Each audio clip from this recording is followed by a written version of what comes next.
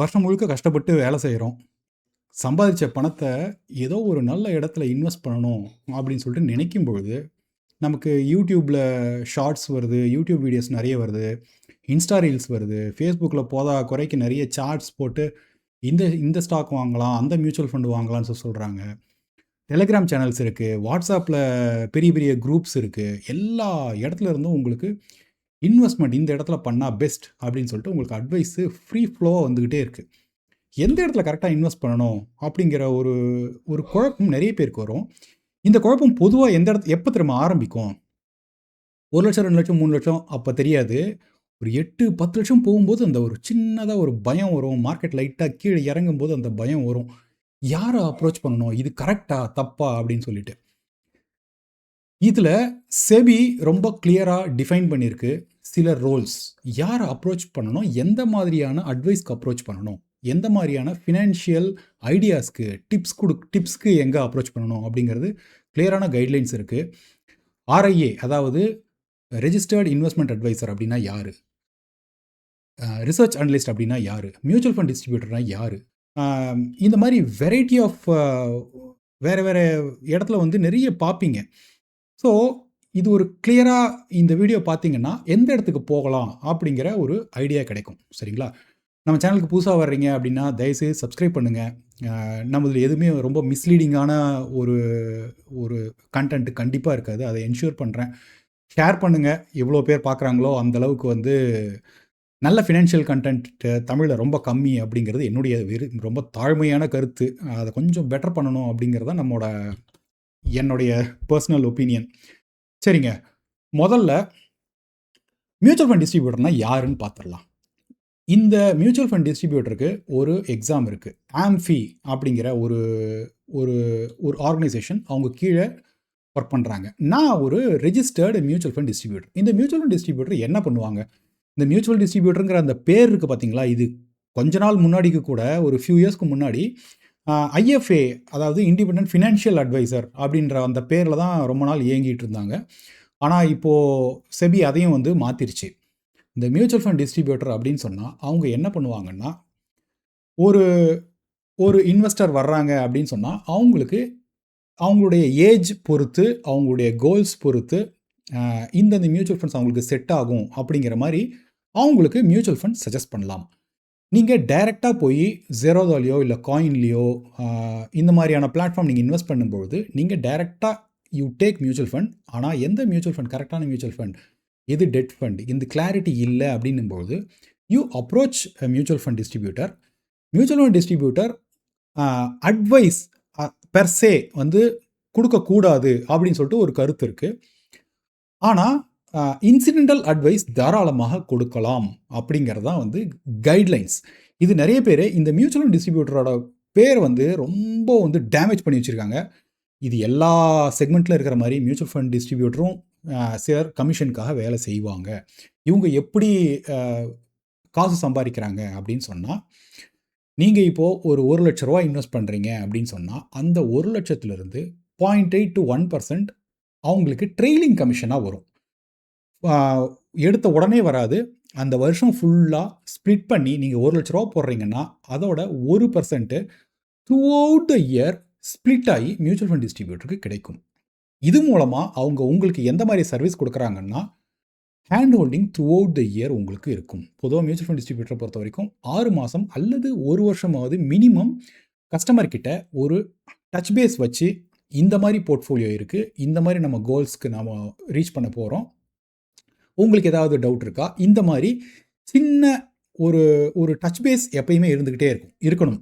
So mutual fund distributor ஒரு few இயர்ஸ்க்கு முன்னாடி வரைக்கும் பார்த்தீங்கன்னா இது கிட்டத்தட்ட உங்களோட இந்த யுலிப் பாலிசி, இன்சூரன்ஸ் பாலிசி விற்கிற மாதிரி கிட்டத்தட்ட ஒரு முறை கொடுத்துட்டு அவங்க போயிடுவாங்க. அந்த மாதிரி நிறைய பேர் இருந்தாங்க. ஸோ 2018 பார்த்தீங்கன்னா இந்த அப்ஃப்ரண்ட் கமிஷன் அப்படிங்கிற அந்த மாடலை கம்ப்ளீட்டாக செபி ஸ்டாப் பண்ணிடுச்சு. அதாவது நீங்கள் வர்றீங்க 1,00,000 ரூபா, இப்போ ஒரு என்எஃப்ஓ இந்த 1,00,000 ரூபா போடுங்க பாஸ் அப்படின்னா அந்த 3,000 எடுத்து நான் பாக்கெட்டில் போட்டு போயிட்டே இருக்கலாம். முதல் நாளே எனக்கு அந்த 2 இல்லை 3% எனக்கு பாக்கெட்டில் போட்டுக்கலாம். ஸோ செபி அப்ஃப்ரண்ட் கமிஷன் மாடலை கம்ப்ளீட்டாக ஸ்டாப் பண்ணிட்டாங்க. So through out the year அவங்ககிட்ட நீ ப்ராப்பராக நீ அவனுக்கு சர்வ் பண்ணன்னா உனக்கு காசு, இல்லைன்னா ஓடி போயிடு அப்படிங்குது. ஸோ எம்எஃப்டிஸ்க்கு இது ஒரு பெரிய இஷ்யூ இருக்குது. இதுலேயே நல்ல எம்எஃப்டி யார், கெட்ட எம்எஃப்டி யார், எப்படி நான் கண்டுபிடிக்கிறது அப்படின்னு சொன்னால், நீங்கள் ஒரு டாக்டரை தேடுற மாதிரி தாங்க. கொஞ்சம் எக்ஸ்பீரியன்ஸ் அவங்களுக்கு இருக்கா, அவங்க எப்படி பேசுகிறாங்க, இந்த மாதிரியான சில விஷயங்களை வச்சுக்கிட்டு தான் நீங்கள் ஒரு நல்ல ஆளா கெட்ட ஆளா நீங்கள் கண்டுபிடிக்க முடியும். ஸோ இவங்க ரெஜிஸ்டர்டு ஆளா இல்லையா அப்படிங்கிறது நீங்கள் எப்படி கண்டுபிடிக்கலாம் அப்படின்னா, அதுக்கான URL நான் கொடுக்குறேன், நீங்கள் போய் பாருங்கள்.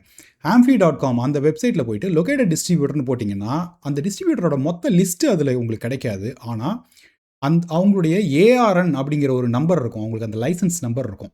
இப்போ என்னோட ஏஆர்என் பார்த்தீங்கன்னா ஏஆர்என் 347471. இது நீங்கள் டைப் பண்ணிங்கன்னா கோபிநாத் ரவி இவங்க வந்து ரெஜிஸ்டர்ட் ரைட் அப்படின்னு சொல்லிட்டு நீங்கள் கிராஸ் செக் பண்ணிக்கலாம். சரிங்களா? இதுதான் மியூச்சுவல் ஃபண்ட் டிஸ்ட்ரிபியூட்டர் அப்படிங்கிற ஒரு ஒரு ஒரு கேட்டகரி வந்து இவங்க கொடுக்குற சர்வீஸ். சரிங்களா? அடுத்தது RIA அப்படின்னு சொல்லிட்டு ஒரு மாடல் இருக்குது, ரெஜிஸ்டர்டு இண்டிபெண்ட் அட்வைசர். இது வந்து இருக்கிறதுலே டஃப்பான exam with respect to SEBI. 2 exam வைப்பாங்க, லெவல் 1 லெவல் 2ன்னு சொல்லிட்டு 2 எக்ஸாம் இருக்கும். இவங்க என்ன பண்ணுவாங்கன்னா ஒரு ஓவரால் அட்வைஸ் உங்களுக்கு கொடுக்க முடியும். அவங்க வந்து த்ரூ அவுட் இவங்க என்ன பண்ணுவாங்கன்னா உங்களுக்கு ஒரு கிளியரான ஒரு ப்ளூ பிரிண்ட் கொடுப்பாங்க. இந்த கோல் இவ்வளோ இருக்குது, உங்களோட ரிஸ்க் அப்படைட் இப்படி இருக்கா, ரைட்டு, உங்களோட ரிட்டையர்மெண்ட்டுக்கு இதுதான் இது அப்படின்னு சொல்லிட்டு ஒரு கிளியராக மேபி ஒரு 1 சிட்டிங் ஆர் 2 சிட்டிங் அந்த மாதிரி வந்து உட்காந்து உங்ககிட்ட பேசுவாங்க. நீங்கள் உங்கள் ஃபேமிலியை கூப்பிட்டு போயிட்டு உட்காந்து பேசலாம். இவங்க என்ன பண்ணுவாங்கன்னா பொதுவாக நான் பார்த்த வரைக்கும் ஒரு 10,000 வரை சார்ஜ் பண்ணுவாங்க. 8,000 10,000 15,000 இந்த ரேஞ்சில் பண்ணுறாங்க. ஒரு லெவல் ஒரு இது. இப்போ இந்த RIA அப்படிங்கிறாங்க இல்லையா, அவங்ககிட்ட நீங்கள் இந்த வருஷம் இன்றைக்கி போய் பேசுகிறீங்கன்னா 10,000 ரூபா வாங்கிக்கிட்டு அவங்க மியூச்சுவல் ஃபண்ட் உங்ககிட்ட கொடுத்து அதில் வர்ற ட்ரெயிலிங் கமிஷனும் அவங்க எடுக்கக்கூடாது. செபி இந்த விஷயத்தில் ரொம்ப கிளியராக இருக்காங்க. நீ 10,000மும் கொடுப்ப, அவங்களுக்கு வந்து ஒரு இதெல்லாம் எஸ்ஐபி பண்ணு, இவ்வளோ லம்சம் பண்ணுன்னு சொல்லிட்டு அதில் வர ட்ரெயில் கமிஷனும் நீங்கள் எடுக்கக்கூடாது. ஏன்னா dual way of charging customer அப்படிங்கிற மாதிரி அவங்க பார்க்குறாங்க. அதனால் RIA பொதுவாகவே நான் பார்த்த வரைக்குமே அவங்க பொதுவாக என்ன பண்ணுறாங்கன்னா ஒரு இண்டெக்ஸ் ஃபண்டு மட்டும் போட்டுருங்க அப்படின்னு சொல்லிட்டு பாக்கெட்டில் காசு போட்டு போயிடலாம்.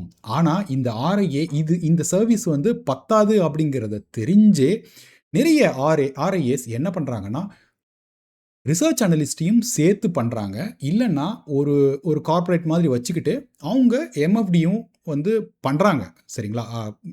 ஆனால் RIA மாடல் பொறுத்த வரைக்கும் பொதுவாகவே அவங்க இண்டெக்ஸ் ஃபண்ட் சொல்லுவாங்க. நிஃப்டி 50 போடுங்க, நெக்ஸ்ட்டு 50 இண்டெக்ஸ் ஃபண்ட் ஒன்று போடுங்க, அதை போதும் அப்படின்ற மாதிரி கொடுக்குற RIAs நிறைய பேர் இருக்காங்க. சரிங்களா? ஆனால் இப்போ நீங்கள் MBBS மட்டும் படித்தா பத்தாது அப்படின்னு இருக்கு பார்த்தீங்களா, அது ஒரு ஸ்பெஷலைஸ்டும் சேர்த்து படிச்சிங்கன்னா கிரேட் அப்படிங்கிற மாதிரி. அந்த மாதிரி இப்போது நிறைய RIAs எக்ஸ்ட்ரா விஷயத்தையும் சேர்த்து அவங்க பண்ண ஆரம்பிச்சிட்டாங்க. ஸோ RIA அண்ட் RA அப்படின்ற மாதிரி. ஸோ இந்த 3வது கேட்டகரி இந்த RAன்னு இருக்காங்க இல்லையா, ரிசர்ச் அனலிஸ்ட். நான் இதுக்கு முன்னாடி வீடியோ போட்டேன். இந்த RIA நீங்கள் எப்படி கண்டுபிடிக்கலாம் அப்படின்னு சொன்னால் அதுவும் நான் வந்து URL போடுறேன். அவங்களுக்கு ஒரு யூனிக்கான ஒரு நம்பர் இருக்கும். சரிங்களா? நீங்களே செபி RIA லிஸ்ட்டுன்னு போட்டிங்கனாலே உங்களுக்கு அந்த லிஸ்ட்டு கிடச்சிரும்.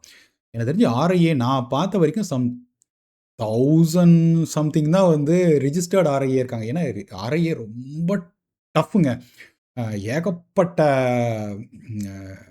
என்ன சொல்கிறது, ஏகப்பட்ட விஷயங்கள் வந்து பண்ணணும், கைட்லைன்ஸ் பண்ணணும், மாதம் போட்டு நோண்டிக்கிட்டே இருப்பானுங்க செபி. அதனால் நிறைய பேர் என்ன பண்ணுறாங்கன்னா RIA அலாங் வித் MFD வச்சுருப்பாங்க. ஆனால் இந்த RIA MFD சொன்ன இல்லைங்களா, இது கான்ஃப்ளிக்ட் ஆஃப் இன்ட்ரெஸ்ட்லாம் வரும் அப்படிங்கிறதுனால நிறைய பேர் என்ன பண்ணாங்க, RIA லைசன்ஸ் நீயே வச்சுக்கோ போடான்னு சொல்லிட்டு MFDயே தொடர்ந்து பண்ணுறாங்க. ஏன்னா MFD பண்ணும்போது அது ஈஸி டு கைடு இன்வெஸ்டர் அப்படிங்கிற ஒரு எண்ணம் நிறைய பேருக்கு இருக்குது. எனக்கும் அதே தான். MFD இருந்தாலே போதும், ஒருத்தருக்கு வந்து ஒரு டீசெண்டான ஒரு போர்ட்ஃபோலியோவை க்ரியேட் பண்ணிட முடியும். இந்த MFDயை பொறுத்த வரைக்கும் என்னென்னா 100 crore 200 crore 300 crore ஃபேமிலி ஆஃபீஸஸ்லாம் வந்து ஹண்ட்ரட்ஸ் ஆஃப் க்ரோர் வெறும் மியூச்சுவல் ஃபண்டில் மட்டும் வச்சுருக்காங்க. நம்ம வந்து கையில் இருக்கிற 5 லட்சம் 10 லட்சத்துக்கு நான் வந்து ஸ்டாக்ஸ் வாங்கணும்னு போகிறோம். பட் அது ஃபேசினேஷன் தாங்க. அது எனக்கும் இருந்தது, நான் அதை தப்புன்னு சொல்ல மாட்டேன். பட் MFDஸை பொறுத்த வரைக்கும் அந்த ரெஸ்பெக்ட் வந்து ரொம்ப கம்மியாக இருக்குது. அது எப்படி அது திரும்ப ரீகெயின் பண்ண முடியும் அப்படிங்கிறது தெரியல. மேபி செபி இன்னும் கூட கொஞ்சம் டைட்டன் பண்ணலாமா MFDஸை அப்படிங்கிறது எனக்கு தெரியல. பட் MFDஸ் தான் கிட்டத்தட்ட 2 lakh MFDஸ் இருக்காங்க. பட் ஆக்டிவ் எம்எஃப்டிஸ் பார்த்தீங்கன்னா ஒரு 1 lakh தான் இருப்பாங்க. எல்லாருமே கொஞ்சம் சைட் பிஸ்னஸாக பண்ணுவாங்க. பெரிய நாலெட்ஜும் வளர்த்துக்க மாட்டாங்க. இதில் வந்து ஒரு 3-4 இயர்ஸ் பண்ணிங்கன்னா தான் ஓரளவுக்காவது வந்து யூ வில் கெயின் மணி. சரிங்களா? அந்த 1% அப்படிங்கிறது ரொம்ப ரொம்ப ரொம்ப ஃபீபிள் விஷயம். அதனாலே பெரிய பெரிய எம்எஃப்டிஸ்லாம் கூட சிலர்லாம் என்ன பண்ணுறாங்கன்னா என்எஃப்ஓஸ்லாம் கொடுத்து ட்ரெயில் கமிஷனுக்காக ஒர்க் பண்ணுவாங்க. ஸோ ட்ரெயில் கமிஷனுக்கு ஒர்க் பண்ணுறாங்க அப்படின்னா வெரி பேட். ஸோ இது நீங்கள் தான் கண்டுபிடிக்கணும். நல்ல எம்எஃப்டியா கெட்ட எம்எஃப்டியாங்கிறது. நீங்கள் எப்படி பண்ணலான்னா எக்ஸிஸ்டிங் கஸ்டமர்ஸ்க்கு நீங்கள் போய் கேட்கலாம். தொடர்ந்து ஒரு 5 வருஷம் அவங்க அந்த எம்எஃப்டி கிட்ட ஒர்க் பண்ணியிருக்க, அதாவது இன்வெஸ்ட் பண்ணிட்டு இருக்காங்கன்னா எப்படி அவங்களோட எக்ஸ்பீரியன்ஸ் இருக்குன்னு ஒரு 3-4 பேரை கேட்டிங்கன்னா உங்களுக்கு தெரிஞ்சிடும். மார்க்கெட் பெருசாக மேலே ஏறுது, கீழே இறங்குது, கீழே இறங்கும்போது அவர் நல்ல அட்வைஸ் கொடுக்குறாரு அப்படின்னா ஒரு நல்ல எம்எஃப்டி நீங்கள் தொடர்ந்து பண்ண வேண்டியதுதான். இது 3வது ரிசர்ச் அனலிஸ்ட்டு. ரிசர்ச் அனலிஸ்ட்டை பொறுத்த வரைக்கும் ஒரே விஷயம் தான். ரிசர்ச் அனலிஸ்ட்டு பொதுவாக ரிசர்ச் அனலிஸ்ட் உங்ககிட்ட பேச மாட்டாங்க. நீங்கள் ஒரு கஸ்டமராக அவங்ககிட்ட போகிறீங்கன்னா ரிசர்ச் அனலிஸ்ட்டை பொறுத்த வரைக்கும் அவங்க ஒரு செட் ஆஃப் ஸ்டாக்ஸ் பற்றின ஒரு ஐடியா உங்களுக்கு கொடுப்பாங்க. அவ்வளோதான். இந்த 10 ஸ்டாக் இருக்குது, இந்த 10 ஸ்டாக் இங்கேருந்து இங்கே போகும், இங்கேருந்து இங்கே நகரும். அதனால் நீங்கள் என்ன பண்ணணுன்னா நீங்கள் போர்ட்ஃபோலியோவை வாங்கி நீங்களே இன்வெஸ்ட் பண்ணணும் உங்களோட டிமேட் அக்கௌண்ட்டில்.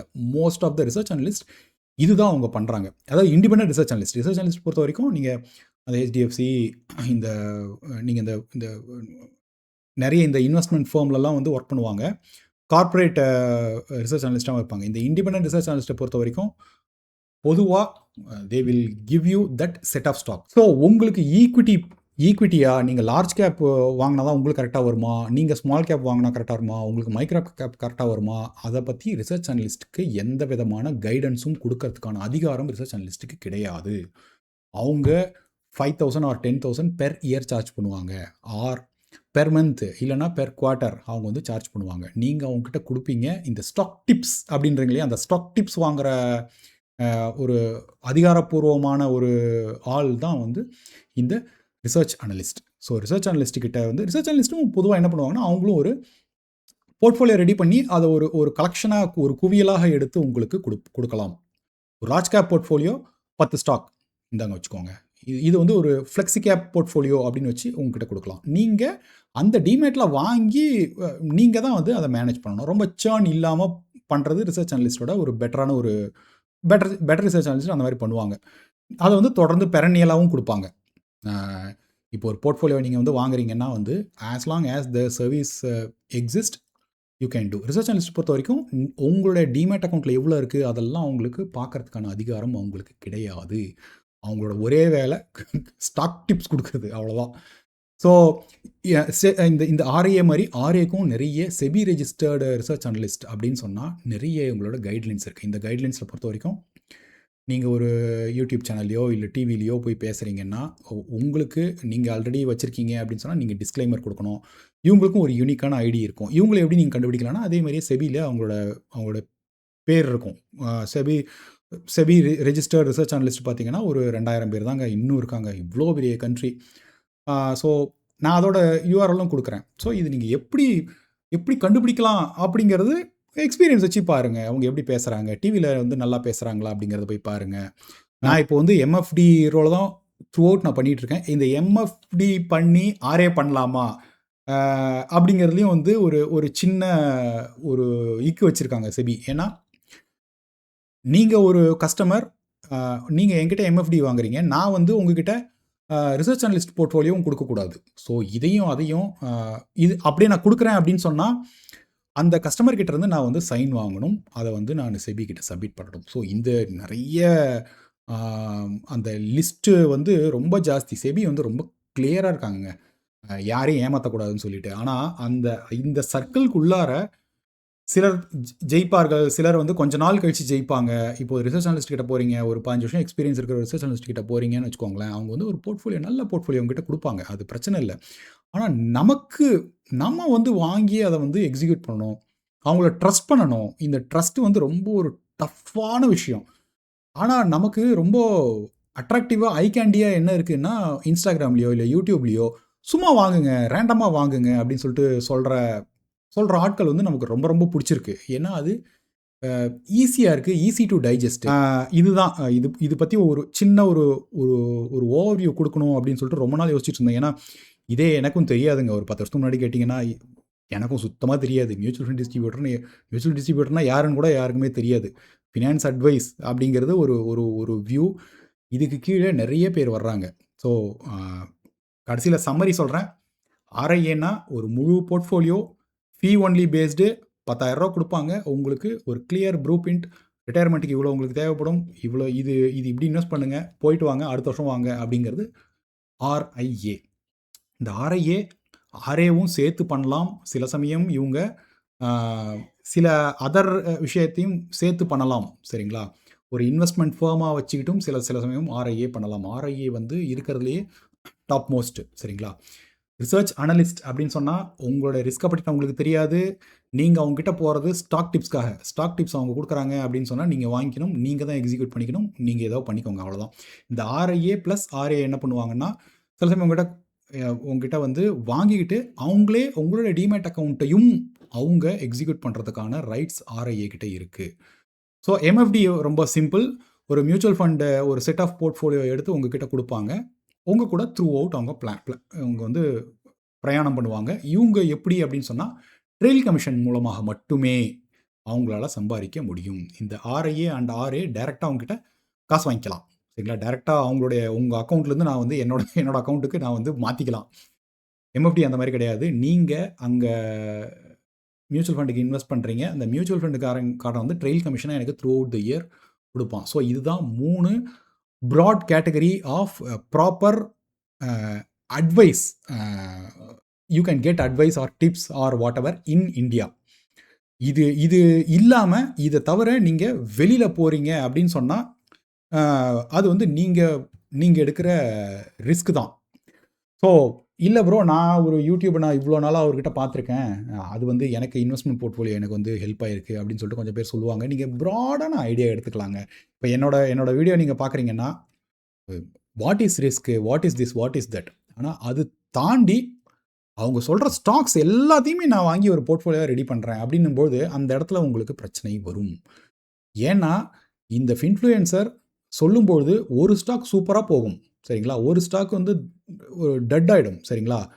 அவங்களுடைய போர்ட்ஃபோலியோ ரிட்டர்ன்ஸ் என்ன அப்படின்னு சொல்லிட்டு கேட்கும்போது யாருக்குமே தெரியல. ஏன்னா, அவங்களுக்கும் வந்து செபி எந்த விதமான என்ன சொல்றது? அவங்க மேல கண்ணெல்லாம் பெருசா இல்ல. யூடியூப் எவ்வளோதாங்க சர்ச் பண்ண முடியும்? செபியால ஒண்ணும் பண்ண முடியாது.